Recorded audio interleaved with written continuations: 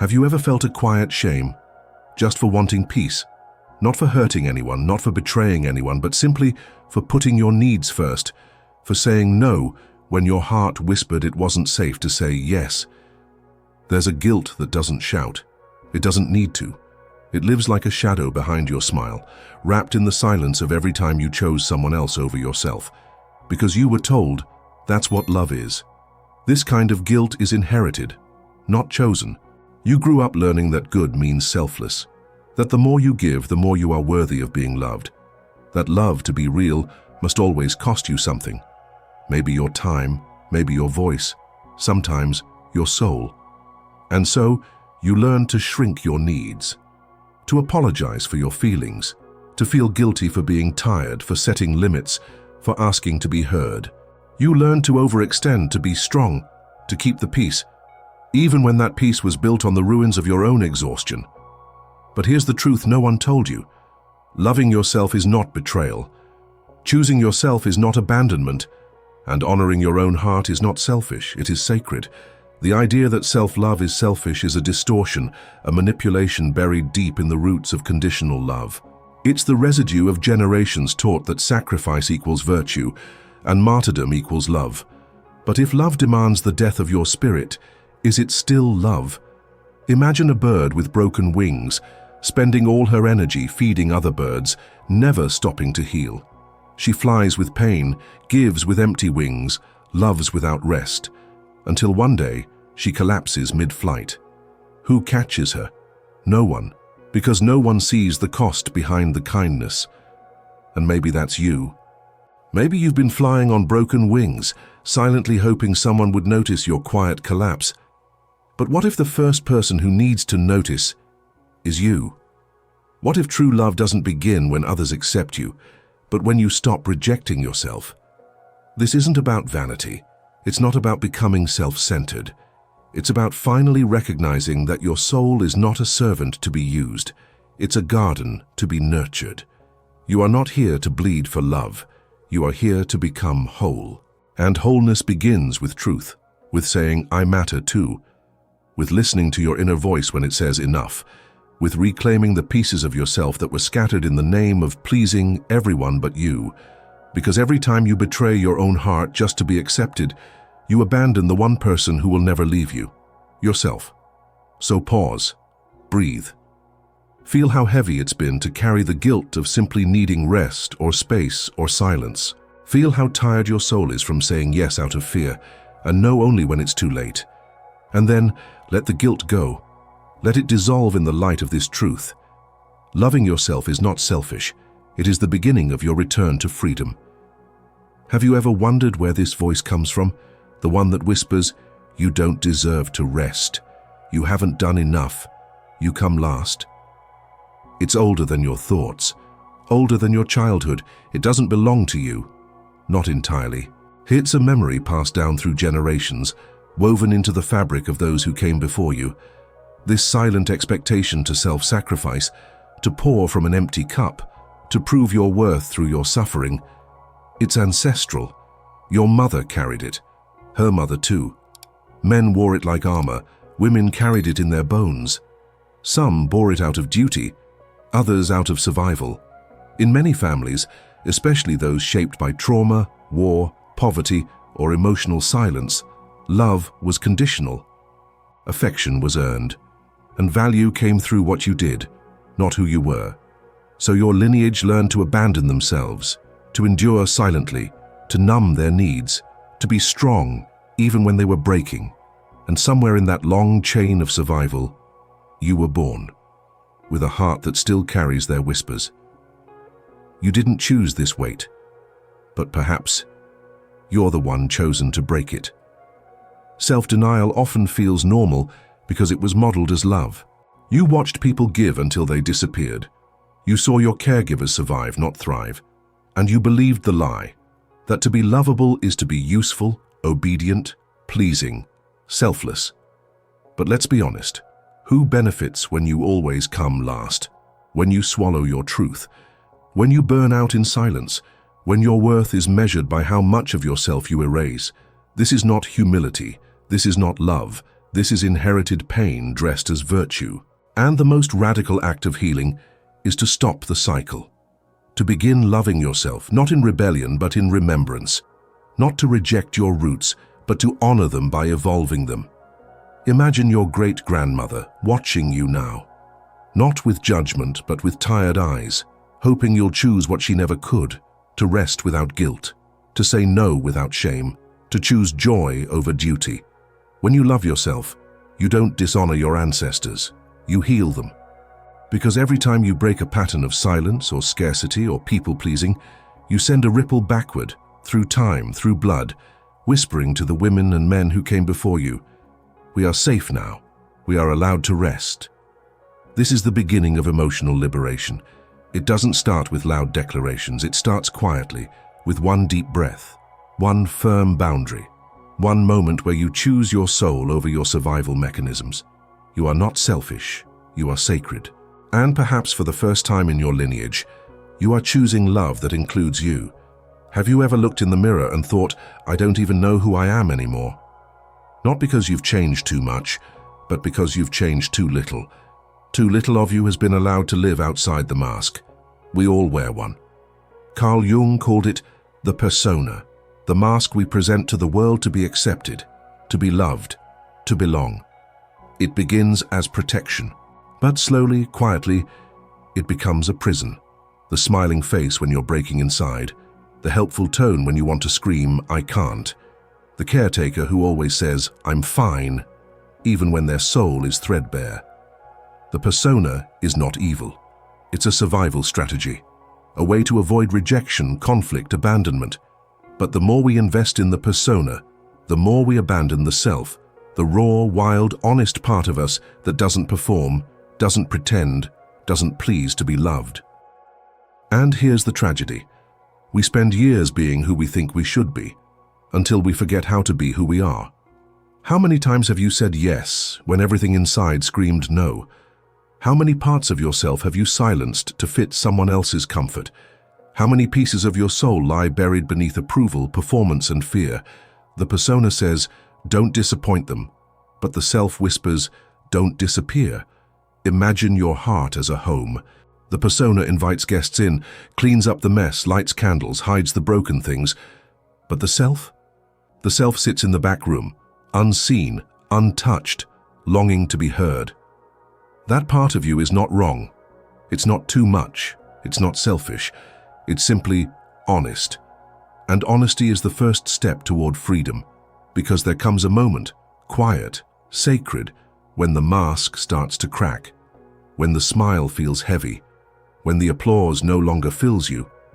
When you wake up and realize, "I'm tired of being loved for who I'm not," that's when something shifts. Not a breakdown, but a breakthrough, the beginning of individuation, the sacred return to your true self. You see, the persona keeps you safe, but it also keeps you small. The self, the real you, is messy, radiant, imperfect, beautiful. It cries when others need you to be strong. It rests when the world tells you to keep going. It tells the truth, even when it shakes. And maybe, just maybe, that's the you the world needs the most. So the question is not, will they still love me if I stop pleasing? The question is, will I still love myself if I don't? Take off the mask, even just a little. Let your real face feel the air again, because the love you long for, the deep, unwavering kind, will never find you while you're pretending. It will only meet you when you come home to yourself. Have you ever loved so hard so you disappeared? Not because they asked you to, but because something inside you believed that if you gave more, did more, loved more, maybe then you'd be enough.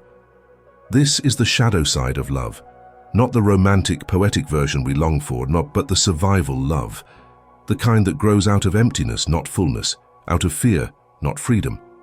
Carl Jung taught us that whatever we repress doesn't disappear.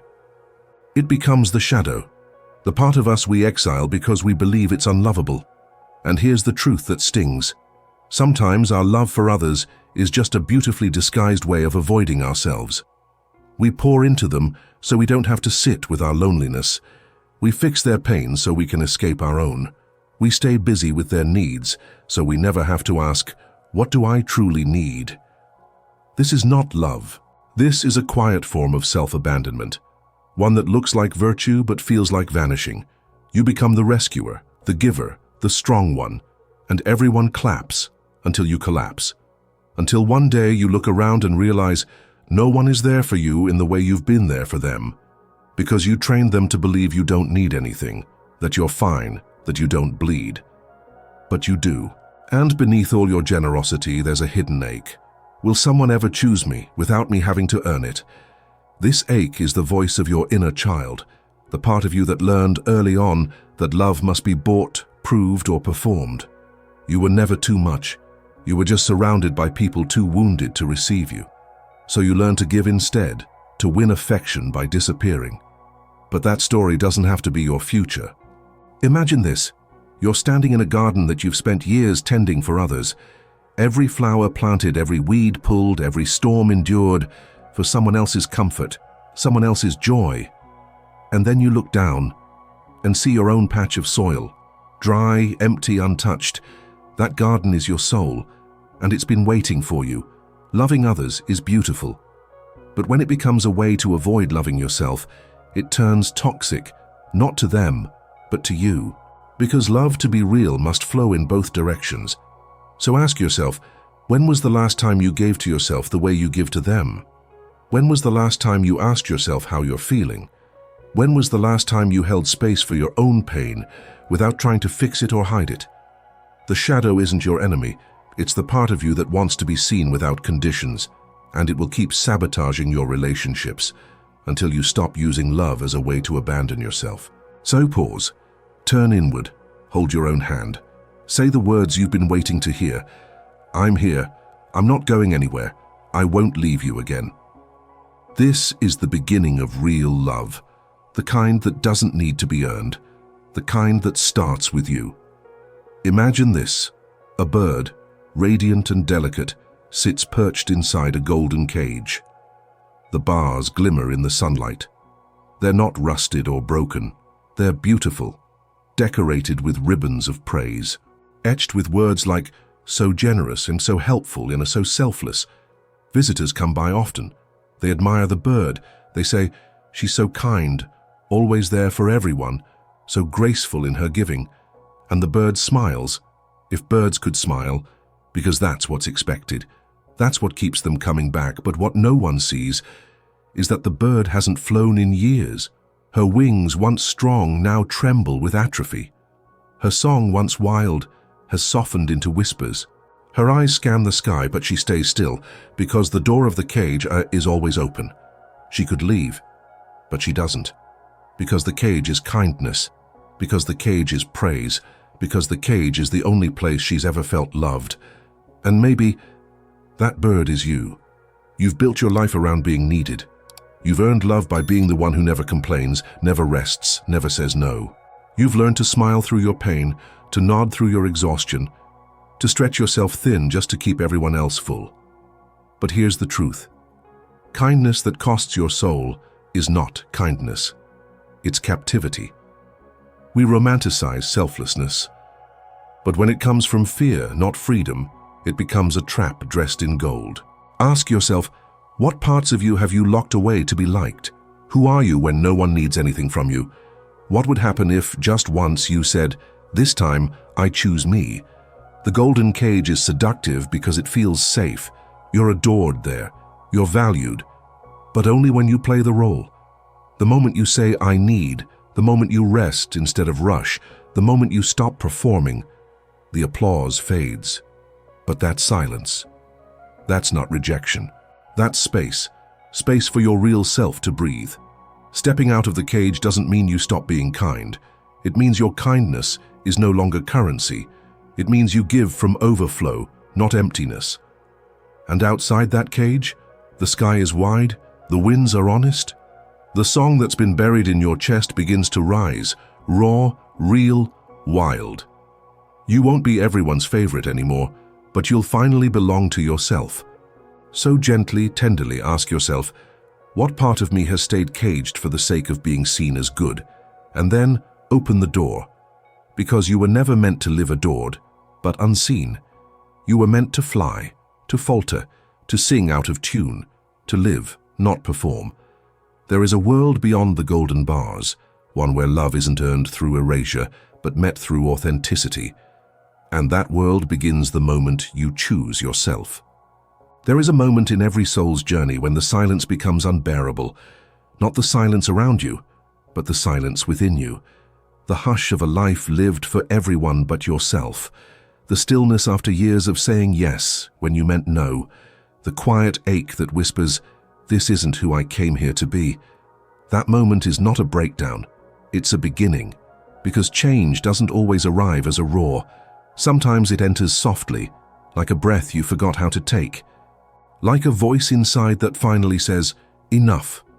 Self-love does not begin with affirmations or bubble baths. It begins with truth, with standing in the mirror, meeting your own eyes, and admitting, "I've abandoned myself in the name of being good." It's painful, it's raw, but it's real. And that moment of reckoning is sacred because it opens the door to liberation, not rebellion, not revenge, but a return to the self you were before you learned to perform. Carl Jung said, "Only the paradox comes anywhere near to comprehending the fullness of life." And here is the paradox of healing. To find freedom, you must first feel the weight. To awaken, you must first admit you've been asleep. So what does quiet liberation look like? It's not loud or dramatic, it's simple, subtle, often unseen. It's saying no and not explaining why. It's letting the phone ring and choosing rest. It's feeding yourself before you feed the world. It's crying without apology, laughing without guilt, walking away without permission. It's not proving anything anymore. It's no longer needing to be needed in order to feel worthy. Because love, real love, doesn't demand that you disappear. It welcomes your whole self, messy, radiant, full. And when you start to love yourself from that place, something shifts. You begin to soften, not into weakness, but into truth. You stop fighting for scraps of attention. You stop chasing people who only love the mask. You stop offering your soul in exchange for approval. And you realize you are not hard to love. You were just loving people who didn't know how to stay. This is the quiet revolution. Not the firework, but the steady flame. Not the scream, but the exhale. You begin to write a new story. One where your joy is not selfish, where your boundaries are not cruelty, where your presence is enough, even when you give nothing. And slowly, beautifully, you return to yourself, not as a project, not as a performance, but as a home. Because self-love is not about becoming better, it's about becoming true. And in that truth, you find peace. Not the peace of silence, but the peace of alignment. The freedom of finally being who you are without apology. There is a moment after the storm, when the air feels clearer. Not because everything is perfect, but because you are present, in a way you never were before. You've walked through the valley of self-denial. You've taken off the mask, you've opened the cage. You've stood in your own emptiness and dared to say, "Even here, I am worthy of love." That is rebirth, not the kind marked by fireworks or applause, but the quiet kind, the kind that happens deep within, like seeds breaking open in the dark earth. This is where the real love begins, not love that devours, not love that demands you shrink, not love that feeds on your need to be needed, but love that breathes, love that sees, love that holds, and without taking. Carl Jung wrote, "Until you make the unconscious conscious, it will direct your life and you will call it fate." Now, you see clearly, you see the old patterns, how you tried to earn affection by erasing yourself, how you mistook control for care, silence for peace, sacrifice for love, and you forgive yourself, because that version of you was surviving the only way it knew how. But you're not surviving anymore. You're awakening, and in this awakening you discover the deepest truth. You were never too much. You were just loving from your wounds. Now, you can love from your wholeness. What does that look like? It looks like loving someone without needing to fix them. It means showing up without abandoning yourself. It means saying, "I choose you," and also, "I choose me." This is not selfish. This is sacred, because only from the fullness of your being can you truly give. You no longer pour from an empty cup. You no longer beg for breadcrumbs of affection. You no longer lose yourself in the name of love. Instead, you walk beside, not behind, not beneath, but beside. And those who cannot meet you there, who only loved the version of you that disappeared for them, will fall away. Let them. Because your rebirth is not for them. It's for you. For the child inside who always wondered, am I enough? For the adult now strong enough to say, yes, as I am. This is the gift of self-love. You become whole, not perfect, but whole. And in your wholeness you attract what is real, not drama, not confusion, but peace, stillness, home. So today, choose yourself, not just once, but again and again, with every boundary, every breath, every quiet no that honors your truth. Because this is not the end. This is your beginning. So now I ask you, when was the last time you truly chose yourself, not out of guilt, not as escape, but as an act of love? What would change in your life if you stopped asking for permission to matter? What part of you is still waiting to be welcomed home? Let these questions linger. Let them echo in the stillness after this video ends. Because healing doesn't need to be rushed, only witnessed. And if something here today touched your soul, if you felt seen, felt softened, felt a shift, even a small one, consider leaving a super thanks below. Your support keeps this space alive, so we can continue planting seeds of healing in hearts around the world. Subscribe if you haven't yet. This journey isn't done. The next step, the next truth, the next light is waiting in the video now appearing on your screen. But most of all, be gentle with yourself. You're not late. You're not broken. You are returning. And as Jung once said, the privilege of a lifetime is to become who you truly are. Welcome back.